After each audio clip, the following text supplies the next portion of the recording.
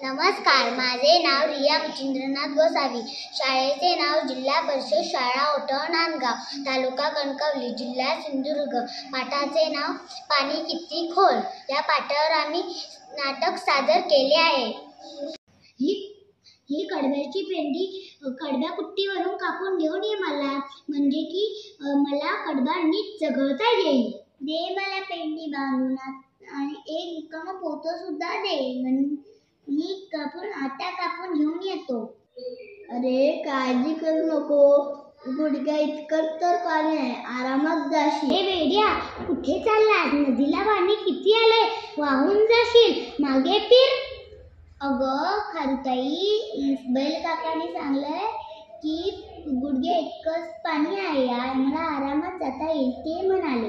मुलीच नाही, कालच माझी एक मैत्रीण पलीकडे जाताना पाण्यातून वाहून गेली. मागे असा वेडेपणा करू नकोस, मागे फिर. अरे असं कसं?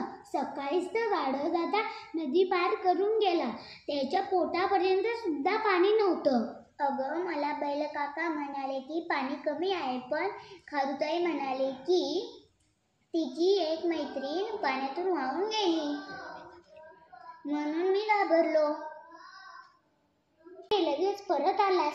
कुट्टी बंद होती का? नाही ग आजी, मी कुट्टीला गेलोच नाही, नदीपासून परत फिरलो, पण नदीला पाणी जास्त आलं. अरे नीट विचार कर, बैल काका किती उंच आहे आणि खारुताई किती बुटकी, मग तिला पाणी जास्त वाटणारच ना. पण खारुताईपेक्षा तू मोठाने उंच आहेस, मग तुला घाबरायचं काय कारण? खरंच की, आलं माझ्या लक्षात. आता घेऊन येतो कडबा कापून.